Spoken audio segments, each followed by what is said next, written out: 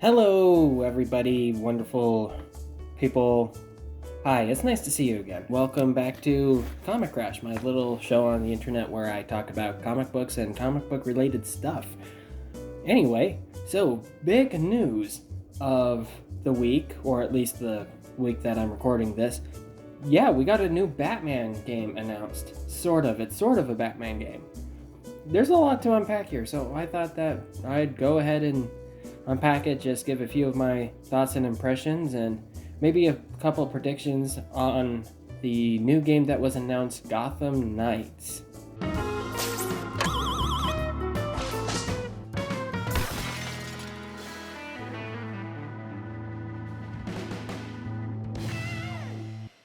So for those of you who didn't see the trailer or the gameplay or the DC Fandome thing, whatever Fandome is, I guess, live stream.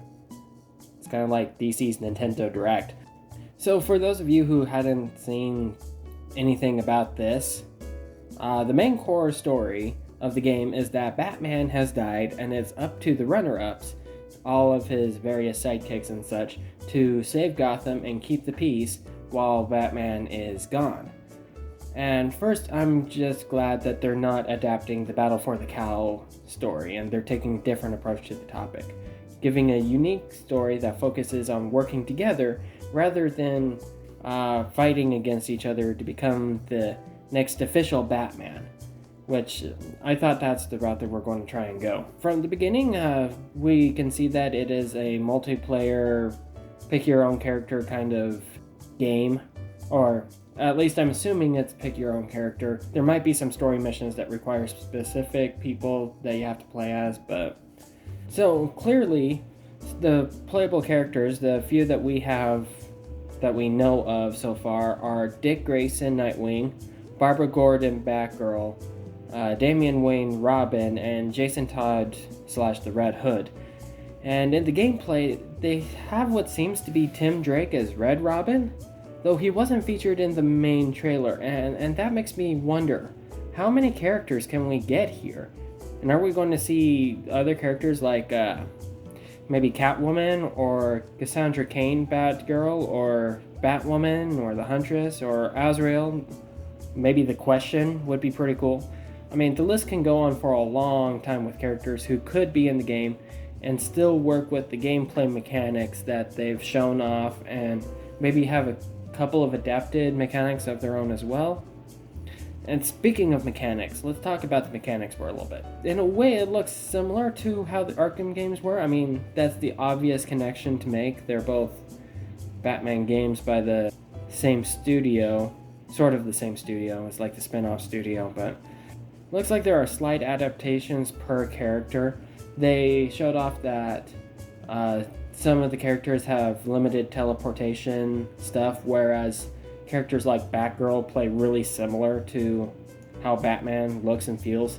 And even in the walkthrough, they mentioned that Batgirl does play similarly to what we've seen Batman do. It's a solid base. I mean, the Arkham games are a solid base for gameplay, but I hope there's more to it. Because one of the problems I've had with Arkham gameplay is that you're given so many tools and gadgets to play with, but you're still kind of guided into one type of gameplay with gadgets designated more as combo variants than actual tools you can use in combat to like change things up. I'd like this game to kind of come with a few more options. At any point, I think it would be cool if you could choose to go through any encounter either by stealthing past it, or just busting guns blazing, or batterings blazing. In any case, I think it would be cool if you could have more freedom as to how you encounter different scenarios, rather than the old dedicated stealth area or combat area of the game. And so there's that, but now let's talk about the bad guys. We've got Court of Owls joining. The developers have stated at one point during the presentation at DC Fandome that the Court of Owls aren't the biggest story point, but they are a huge part of it. There's just a bigger mystery that they're a part of. which is kind of neat. I'm excited to see what they do with that, especially since Court of Owls was probably the biggest story in the last 15 years of Batman.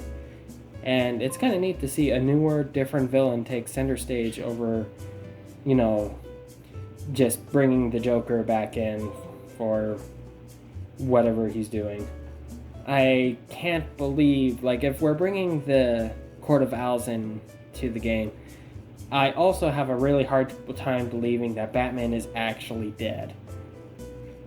I think he'll show up again, probably in the end game, and just be another character you can play as after the campaign is over, or maybe in like a New Game Plus or whatever. But the rumors that came out before this game all said that Batman was available specifically, like Batman and Catwoman were supposed to be playable. And it's something that makes sense thematically with the Court of Owls story, to say that he survived and he faked his own death as a cover.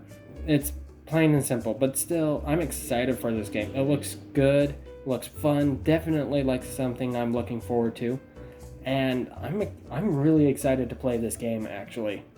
So, what do you think of the game? Let's talk about it in the comments, and hey, until next time, thank you for joining me. Have a great day, and remember to always be your best self.